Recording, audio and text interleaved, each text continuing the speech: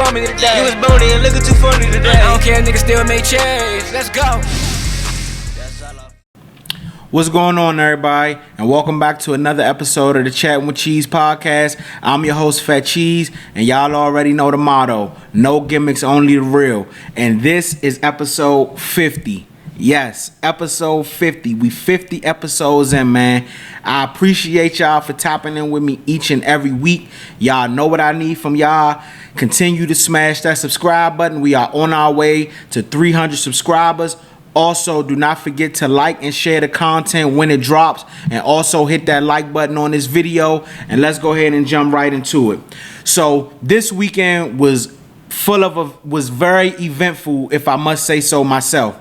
We had a packed weekend full of nothing but great events, great sports. On Friday night, you had Michael Beasley versus Lance Stevenson. On Saturday night, you had the Keyshawn Davis card with Abdullah Mason fighting as the co-main. Well, at least that's what we thought going into it. And then Sunday, we had game 2 of the NBA Finals. But I want to tap in on something that happened on Saturday night and the whole Keyshawn Davis event and situation. And I just wanted to give my thoughts on it. So let's go ahead and jump right into it. What was already a horrible weekend for unbeaten lightweight Keyshawn Davis and his pair of boxing brothers took an even darker turn on Saturday night at Scope Arena in their native Norfolk, Virginia. On Friday night, the 26-year-old Davis missed weight by 4.3 pounds for his WBO 135-pound title defense against Edwin De Los Santos, and was accused by many, including promoter Top Rank, of not attempting to cut the extra weight. Because of that, De Los Santos decided against going forward with the fight, which led to the cancellation of the main event and Top Rank being forced to pay De Los Santos his purse. Things got worse for the trio of brothers nicknamed DB3 when Davis' older brother, Calvin Davis, suffered his first pro defeat via majority decision to Nahir Albright, the same boxer who fought Keyshawn Davis to a close loss via majority decision in 2023 that was later overturned to a no contest after Keyshawn tested positive for marijuana. After the fight, however, tensions escalated when Albright, while being interviewed backstage by ESPN's Mark Kriegel, sported a fresh contusion on his forehead over his right eye and revealed that he was attacked backstage by Keyshawn Davis and his younger brother, 23-year-old Keon Davis, a junior welterweight who was also fighting on Saturday. I was here backstage taking in the win, and it was hard fought when Keyshawn and his little brother jumped me, Albright said. They started walking up to me all tough and putting his head against mine, then grabbed me. I was about to swing, but my team and everybody grabbed Keyshawn and everything. It was crazy. Albright, a 29-year-old from Philadelphia, said the scuffle was broken up by his trainer and cut man, but not before the Davis brothers left him with the knot on his forehead. He also publicly challenged Keyshawn Davis to a rematch. After ESPN cameras captured the melee in the hallway outside the dressing room, Hall of Fame fighter and analyst Timothy Bradley Jr. didn't hold back during the broadcast when talking about how the stock of Keyshawn Davis, who appeared earlier this week to be on the verge of breakout stardom, has fallen in the span of days. Keyshawn Davis' stock just plummeted to the floor, Bradley said. It was an all-time high, and you see how things change and get the best of you.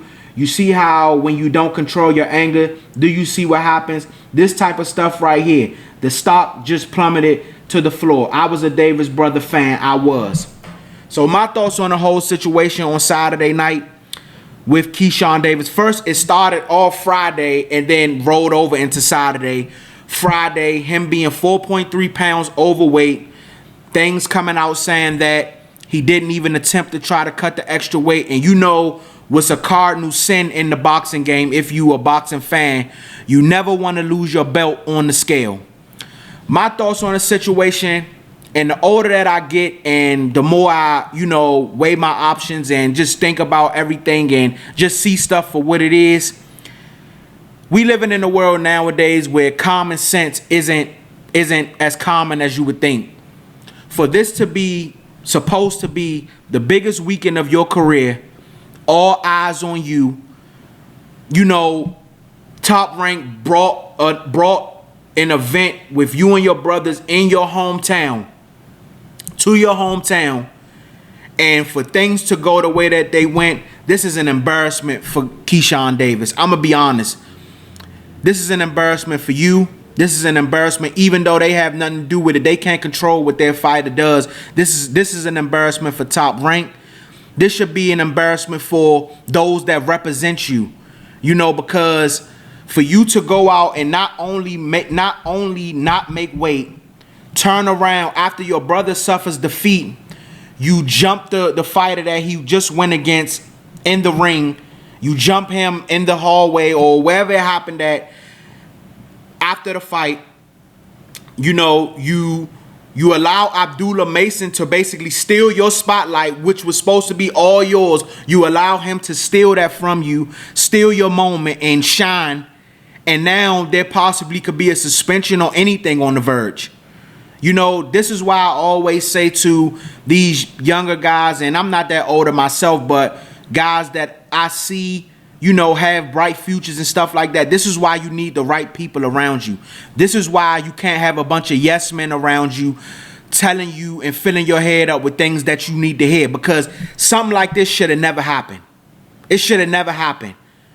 And for you to being able to make 135 all this time, and then when the time is when the lights are the brightest and when this is your shining moment, you don't even make weight and get stripped of your belt on the scale. That's an embarrassment, bro. That's an embarrassment. And then, you know, you smiling and you just don't even look like you care about the whole situation. And to make things even more crazier, you was just talking cash-ish. You know what I'm saying? Calling out Abdullah Mason the day before the weigh-in. And then to turn around and jump your brother's opponent, who he just took his first pro loss to, that just makes the whole thing look terrible. Like, I don't see, you know, I don't even know where things go for you from this point. And I'm not saying that he won't get another shot. I don't know where it goes from this point. But for this to happen to you, and this is supposed to be your biggest moment, this is an embarrassment, bro. This is an embarrassment, and I don't blame De Los Santos for canceling the fight. You know what I'm saying? Because honestly, you didn't deserve it. Now, if you come in maybe a pound over, a couple of whatever, but for you to come in a whole 4 pounds overweight, bro, and lose your belt on the scale, like that right there doesn't make sense. But again, this goes back to, this is why you need the right people around you. And if you are the one that's supposed to be the leader or the head guy of this in charge, then people shouldn't be following in your footsteps. That's terrible, bro. That's embarrassing. And not only and I'm not even trying for your brothers. It's an embarrassment for your for everybody. For everybody that rep that Davis brand, DB3, whatever, this right here is an embarrassment to the whole camp and to Top Rank. And I agree with everything Timothy Bradley say, and I don't always agree with him with most things, but with this right here, I agree. The stock has plummeted, and it should. It should. This weekend was all about you, bro. All about you. The mayor came out and said this is Keyshawn Davis week or whatever. They laid the red carpet out there for you, bro. All you had to do, all the businessman had to do was be about his business, show up, make the weight, go put on a show, and the sky's the limit after that. You know what I'm saying? Now this whole weekend got flipped up on his head, bro. You miss weight. Then you get caught on camera fighting, jumping your brother's opponent who he just lost to in the ring. And it don't even matter what happened in the midst of that or what even caused it or nothing. The point is your brother just lost to him, so it looks like you on some sore loser stuff. Come on, bro, tighten up.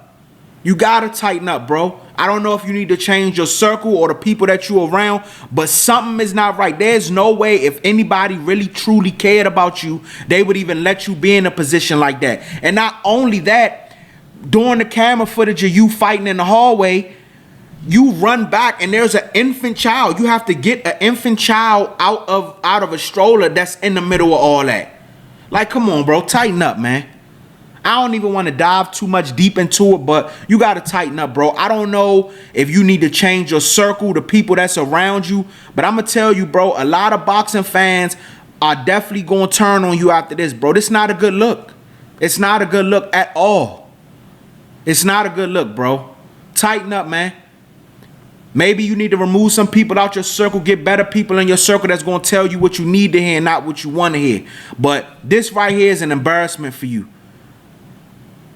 To lose your belt on the scale and then turn around and be jumping fighters and all, like, come on, like where they do that at?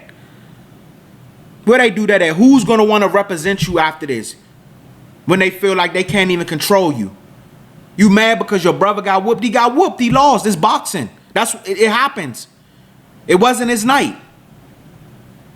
But that don't mean for you to go chase down who we just fight. Come on. So what you gonna do that every time your brothers lose? Come on, man. Tighten up, man. I just wanted to say that. I just wanted to speak on that because that was a big topic. And, you know, even though I'm not from that area, you know, Virginia is pretty close. So, but come on, man. You got to tighten up, bro. They made everything about you. They rolled the red carpet out for you. And for you to basically, you know, flip this whole weekend on his head and be terrible. What was supposed to be the best weekend of your career, more than likely now look like it's going to be the worst. Tighten up, bro. Real live. Like, I just wanted to say that, and we going to move on to the next topic. But Keyshawn, get your ish together, bro. You know what I'm saying. Get it together. Moving on to the next topic. So, after Game 2's routing by the OKC Thunder, they put a beating on the Indiana Pacers. The question that I have is, and this episode is going to drop after Game 3, so we'll have our answer by then, but who has the advantage heading into Game 3 with the series tied 1-1? So Indiana came back and won Game 1, 111-110. And Game 2, OKC dominated the Pacers 123-107. There was no Game 2 miracle for the Indiana Pacers. The Oklahoma City Thunder seized early control of Sunday's Game 2 of the NBA Finals and never let go en route to a 123-107 win. With the victory, the Thunder tied the series at 1-1. Shai Gilgeous-Alexander led the way with an effort worthy of NBA MVP on both sides of the ball while tallying 34 points, 8 assists, 5 rebounds, and 4 steals. His effort combined with those of Chet Holmgren, Jalen Williams, and OKC bench ensured there would be no Indiana rally or even a threat of one. Gilgeous-Alexander and his fellow starters went to the bench with 2 minutes and 42 seconds remaining and the Thunder holding a 117-99 lead. The Pacers, who rallied from a 15-point fourth quarter deficit to steal Game 1, had waved the white flag. Indiana's playoff hero was nowhere to be found Sunday night. That is, until it was too late. Halliburton made just 1 field goal in the first half while scoring 3 points. When the third quarter ended, he had 5 points, 3 rebounds, 4 assists, and 3 turnovers. By then, Oklahoma City held a 93-74 lead. Indiana has made it this far thanks to a historic penchant for mounting second half rallies. But that's not a strategy for winning games, and Sunday's hold through 3 quarters proved too much for the Pacers to challenge. Halliburton picked up his offense in the fourth quarter and finished with 17 points, 3 rebounds, 6 assists, and 5 turnovers. But by then, it was too late. There was no Pacers rally. I'm wondering, should I stop right here or should I keep going? All right, I'm going to do this one line. These 2 lines. Holmgren struggles in Game 1, played a big role in OKC's blown lead. The third-year center scored 6 points while shooting just 2 of 9 from the field Thursday night, raising questions about whether the 23-year-old was ready for the NBA final stage. He responded with an assertive answer in Game 2. Holmgren led the Thunder in scoring with 9-point first quarter while shooting 4 of 5 from the field and leading OKC to a 26-20 lead. He was a factor on both sides of the ball, finishing Game 2 with 15.6 rebounds and 1 block. He shot 6 of 11 from the field. Williams, whom the Thunder selected in the same draft as Holmgren, also struggled in Game 1 with with a 6 of 19 shooting effort for 17 points. He finished Sunday with 19 points, 5 rebounds, and 5 assists. So I'm going to stop right there before I get into the other things about Oklahoma City and the game 2. But my opinion, the Oklahoma City Thunder have the advantage going into game 3. And the reason being because, if we being technically honest, Oklahoma City should have won game 1. I believe that they took their foot off the gas. Indiana started to make shots like they've been known to do in these playoffs late in games. They managed to get themselves back in the game. Oklahoma City went cold and they snuck one. Game 2, Oklahoma City came in it with the mindset of, we're going to be aggressive on both sides of the ball. We're not going to allow y'all to get comfortable. We're going to attack the paint. We're going to make sure we knocking down all our open shots, and we're going to keep our foot on the gas the entire time. They didn't let up until they were sure Indiana was out the game. Chet Holmgren was aggressive off the rip in the paint, knocking down his open threes. Jalen Williams was aggressive, knocking down his middies, going to the hole, getting fouled, going to the line, making his free throws. And at this point, we know what Shea's going to give you. I'm going to be honest with you. I think OKC knows that they're the better team. Simple as that. I'm not saying that Indiana can't compete in this series. They did their job. They snuck one in OKC, like I said that they needed to do to be able to keep themselves afloat in this series. But I think OKC knows head over shoulders that they're the best team in this series, and it's not even a question. They were up by double-digit points in both of these first 2 games. The first game, they just so happened to let it slip. But if OKC continues to get the production from, like I said, we know what Shea's going to give you. If OKC can continue to get the production from Chet and Jalen Williams, which I believe that they can, and also with Caruso, and now you throw Aaron Wiggins in the mix, man, I'm going to be honest with you, I don't see a scenario where the Pacers really can keep up, especially with Halliburton playing the way that he played. Halliburton is going to have to. This right here shows you Halliburton is going to have to be consistent every game. The wishy-washiness, one game scoring 25, and then the next game going for, you got 5 points heading into the fourth quarter, and that's not going to cut it. And this is the question that I have, and I get so irritated by this. And I understand that we are in a new age of basketball. Miles Turner. Now, game 1 in the second half, he stepped it up. But my question is this. This is for Miles Turner and for Siakam, but mostly Miles Turner. If the Oklahoma City Thunder, and granted, Oklahoma City is a great defensive team. Great defensive team. If Oklahoma City continues running out there, their biggest player is Chet Holmgren, why are y'all settling for so many jump shots?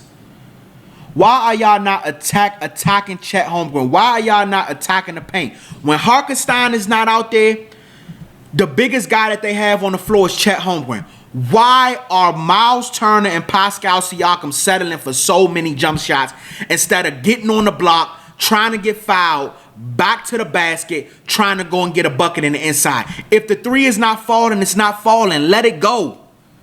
Go to the block. That's one thing I don't understand about the new age of basketball, bro.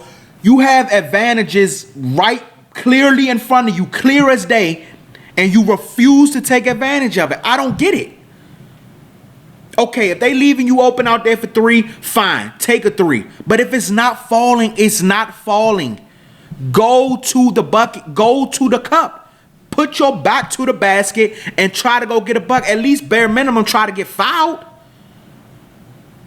You're not going to be able to go bucket for bucket with OKC. You know what Shea going to give you. If Chet and Jalen Williams got it going and they getting production from their bench, you're not going to be able to go bucket for bucket with them. You got to find a way to slow the tempo down, slow it down, dump the ball down to either Pascal or Miles Turner. Let them work. Force them to double team y'all. That way, Neesmith, Nembhard, and Halliburton will be able to shoot those threes, get in the paint, hit the mid-range, things like that. If OKC don't have to worry about y'all attacking the paint or putting y'all back to the basket, then they don't have. All they got to worry about is guarding out there on the perimeter. They making Halliburton. They not going to allow Halliburton to get comfortable. That falls on Miles Turner and Pascal Siakam. Go get on the block. When they come out there small like that, you got to punish Chet. You got to try to punish them. Force them to send doubles. That's one thing I don't understand about new age basketball, and I fight for it to the death. But things like that, it really irritates me. But back to the Oklahoma City Thunder side, I believe they have the advantage just because the simple fact they can get production from so many different people on there, so many people on the team, and I don't feel like Indiana is too wishy-washy right now. Now, Indiana could come out and have a game where they all have it clicking. But we've seen OKC 2 games in a row. Mind you, the first game they was up double digits with Chet Holmgren only having 6 points. You see what they do when Chet, Jalen Williams, and SGA got it going with production off their bench. Caruso has been awesome so far in 2 games in this series. Now you add Aaron Wiggins into the mix. Shout out to my Maryland man. You know, Maryland University, you know what we breed up there, straight dogs. But nevertheless, Aaron Wiggins, if he get into, you throw him into the party with what Caruso's giving you, I'm not gonna lie, we could see the same thing happen in game 3 that we seen in game 4, that we seen in game 2. And they just let game 1 slip away. We really could be looking at a 2-0 series, I feel like, if they didn't take their foot off the gas in game 1. But speaking of their bench, OKC's, the bench was big against Sunday, most noticeably Alex Caruso and Aaron Wiggins. OKC's bench outscored Indiana's 48-33, and Caruso and Wiggins each scored more points than anyone on Indiana's roster. Caruso led the bench effort with 20 points and 3 rebounds while shooting 6 of 11 from the field and 4 of 8 from three-point distance. Wiggins added 18 points and 4 rebounds while shooting 6 of 11 from the field and 5 of 8 from 3. He finished the game high plus 24. OKC was much more efficient as a team on Sunday while shooting 48.8% from the field and 38.9%, 14 of 36 from 3. Caruso and Wiggins were a big reason why. Yeah, I mean, that right there just piggyback off what I said. If OKC can continue to get that production, which I believe they can, I believe they have the advantage going into game 3. Not only game 3, but the rest of this series. But that's not really a shocker because this is what OKC has been all year. This is what they've been all year. Indiana, they have to figure out a way to counter and slow down this OKC team, and I don't really know what they can do. Rick Carlisle has to come up with a way to, figure out a way to get that done, because if not, we could see a situation where OKC dominates every game from now. I think OKC had a sour taste in their mouth after what happened game 1 because they feel like that they should have honestly won that game. But, things happen, they let it slip. But if OKC comes out with the same aggressiveness, the way that they've played in these 2 games, but they definitely put the hammer down in game 2. If they come out the same way that they came out game 2, Chet being aggressive, Jalen Williams being aggressive with SGA, and then you get Caruso and somebody like Wiggins to come along for the ride, I ain't gonna lie, things could get scary for Indiana real quick. And not only on the offensive side of the ball, but what they're doing on the defensive side of the ball. They hounded Halliburton all game. Steals, pickpockets, blocks. They were doing everything. Indiana had no answer for them. They had no answer on the defensive or offensive side. Through 3 quarters, the Thunder used their length and active hands to limit Indiana to 38.7 shooting from the field. No Pacers player broke out or scored more than Halliburton, 17 points. And I'm telling you right now, that's not going to cut it. That's not going to cut it.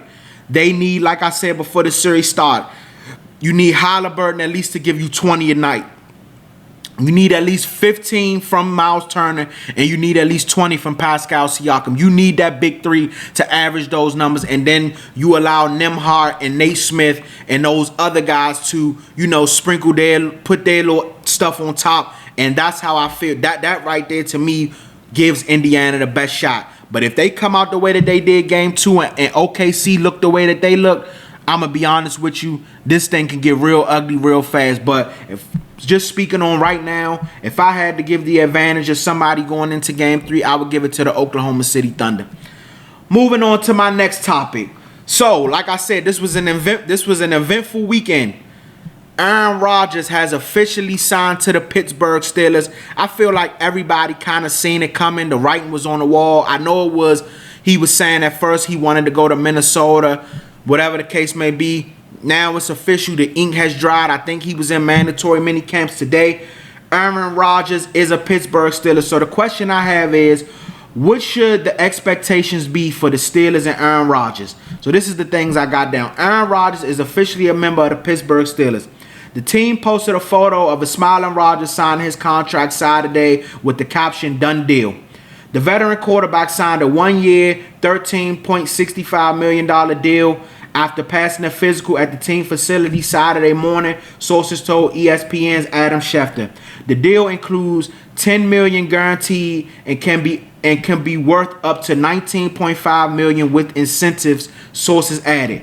Rodgers was released by the Jets in March, 1 month after what he later described as a contentious meeting with new coach Aaron Glenn and new general manager Darren Moogie. Rodgers joined New York in 2023 after 18 seasons with the Green Bay Packers, where he won a Super Bowl after the 2010 season. After missing nearly his entire first season with the Jets because of a torn Achilles sustained in his debut, Rodgers started every game last season, but his overall performance was uneven. He passed for 3,897 yards and 28 touchdowns, both third on the Jets' single-season record list. But he also had 11 interceptions and finished with a 48.1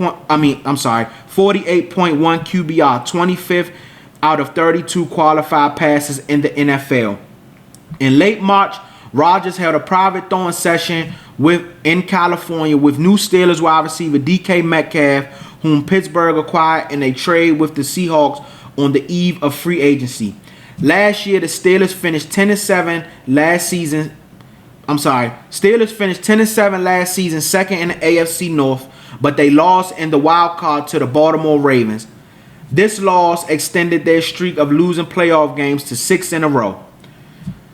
So my expectations and what I feel like Steelers fans expectations should be going into this new season, I'm going to be honest with you, and I'm not trying to poo-poo on any parade or anything like that, but to me the expectation shouldn't be any more higher than they was, going into if you didn't sign Aaron Rodgers. I believe that Aaron Rodgers, it may be a little higher because, let's be honest, you was either going into this year with Will Howard or Mason Rudolph as your starter. So I take that back. The expectation should be a little higher, but I don't see Pittsburgh making really any significant noise. They may win an extra game or two. They were 10-7 last year. They may sneak a game and be 11-6. But other than that, to me, Pittsburgh, what matters to them the most is playoffs. We already know Mike Tomlin is going to put a winning team out there. They're going to win games. We know the defense is going to be solid. But what matters at this point to them is, what are you going to do in the playoffs? So you got a 6-game losing streak in the playoffs, and we talking about in the wild card round. What Aaron Rodgers are you going to get? If you get Aaron Rodgers from last year with the New York Jets, I'm going to be honest with you, it's a possibility the Steelers might not even make the playoffs. We know Mike Tomlin always have winning seasons, but if you get that version of Aaron Rodgers, then I don't know how well your season going to be. Now, if you get a motivated Aaron Rodgers, somebody who wants to prove the doubters wrong, him and DK Metcalf, if they can get on the same page, they had an off-season workout together. If they can get on the same page, then maybe you could be looking at something to where, you'll have something to look forward to. But this is the same Aaron Rodgers that had Devontae Smith. Devontae Adams, Breece Hall. You know, he had a pretty solid offense. What's my man name? I'm sorry. I'm trying to think of your name, but y'all know my man from Ohio State. His name, I can't get his name off the top of my head right now, but y'all know who I'm talking about, the wide receiver. You know, you had one of the best wide receiving duos in the league last year with Breece Hall. And what did we say about the Jets? Matter of fact, I'm gonna find his name. I ain't about to do that. I'm gonna find his name real quick for y'all. Real quick. I can't just not. Let me find his name for y'all real quick. Cause I ain't gonna disrespect my man like that. I ain't gonna disrespect him like that. Garrett Wilson. Garrett Wilson. There you go. I knew it. Okay, Garrett Wilson. So last year, Aaron Rodgers had Garrett Wilson. You had Devontae Smith. I keep saying Smith. Devontae Adams, Garrett Wilson, Breece Hall. I believe the offensive line was decent. You know what I'm saying? The defense was decent. And what was we saying about the Jets all of last year? Or before Aaron Rodgers got back, we said if the Jets could just get a quarterback, we believe this team could be a serious Super Bowl contender. They got Aaron Rodgers last year, and they were terrible. They were worse than they was the year before when he was out. So it's going to all depend on what Aaron Rodgers you get. If you get a motivated Aaron Rodgers, to somebody that's trying to prove the doubters wrong, then maybe, you know, this thing, he could turn the narrative upside down. But right now, my expectations for the Steelers and Aaron Rodgers, they not really that high. And I'm gonna be honest with you. I threw it out there before, and people, I think I got some pretty good engagement by, but I'm gonna be honest, man. This might be the last rodeo for Mike Tomlin, and I believe it should be, because I just want to know how much longer are the Pittsburgh Steelers gonna be fine with being fine with mediocrity. Like, I just want to know. Yes, is Mike Tomlin a great coach? Absolutely. Mike Tomlin is a Hall of Fame coach. Going to go down as one of the greatest coaches of all time. But at what point is that one Super Bowl that he got a while back, when is it going to be enough? Now, I understand Pittsburgh hold on to their coaches. They held on to the coaches before. They held on to my man, the Chin. But, you know, when is enough going to be enough? How much longer is Pittsburgh going to be okay with Mike Tomlin having winning seasons, getting into the playoffs, and losing in the wild card round? Now you got, instead of you having a top pick in the draft, now you number 18, 20, something like that, and you're not able to progress because you're winning. Yes, you're winning, but you're going to the playoffs and losing every single year in the first round. It doesn't make sense. It doesn't make sense to me. And I understand, like I said before, I understand the love that Pittsburgh shows to their head coaches, keeping them a long time. But eventually enough is enough. It's time to make a change or see a change. And I think that after this year, if Mike Tomlin cannot get it done, I think it should be time to move on. They moved on from Bill Cowher. They moved on from him. You know what I'm saying? Before it was Bill Cowher, I believe it was Chuck Noll before that. But yeah, it was Chuck Noll before that. But you moved on from Bill Cowher to Mike Tomlin. Now is the time for Mike Tomlin. If Mike Tomlin cannot get it done this year, I believe it should be time for the Pittsburgh Steelers to move on. And also, I believe that this Aaron Rodgers deal is only a 1 year. This is a bridge. I believe that Pittsburgh will try to find a guy next year. Maybe they're just going to let Will Howard sit behind Aaron Rodgers for a little bit and then, you know, move on like that and let Will Howard take over the helm. But I don't know. Like I said, it's going to all depend on what Aaron Rodgers you get. A motivated Aaron Rodgers, he do got that incentive that get him like an extra $9 million if they make the playoffs. So that right there may be all the motivation that he need. And knowing that Pittsburgh, Aaron Rodgers was not their first option. So I got something right here that I wrote down that I seen. Rodgers wasn't the Steelers' first or second choice. Pittsburgh preferred to trade for Los Angeles Rams quarterback Matthew Stafford and re-signing Justin Fields before eventually settling for Rodgers. So Aaron Rodgers may come in there with that chip on his shoulder, saying that people basically threw me away after this past season and I wasn't you guys' first option. So let me go ahead and prove to you guys why y'all made the right decision. It's all going to depend. It's all going to depend. But we also know how Aaron Rodgers can get. He could zone out and get in this mode and turn into that diva and derail your whole season. And then you mix him with DK Metcalf. Oh my God. But right now, for me, the Steelers, my expectations for them is the same as it was. It may have moved up just a little bit because you add Aaron Rodgers, but I don't see the Steelers being no more. They could possibly make the wild card. That's a tough division. You don't know how that division will pan out. If the Bengals could stay healthy, you already know what Baltimore going to do. Baltimore more than likely will win the division. If the Bengals could stay healthy, it may be a battle between Baltimore and Cincinnati. And then Pittsburgh may end up being third. They could end up being a 7th seed, 6th seed, sneak into the playoffs. But at this point, this is all that matters to Pittsburgh is what they do in the playoffs. And I'm going to be honest with you, I don't think Aaron Rodgers changes that very much. But we'll wait and see what happens, man. But I'm going to go ahead and wrap this episode up, man. 50 episodes.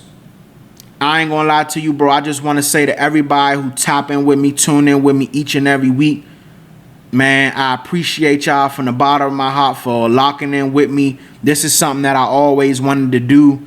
And when I started this journey, bro, I never could imagine that I'd be 50 episodes in.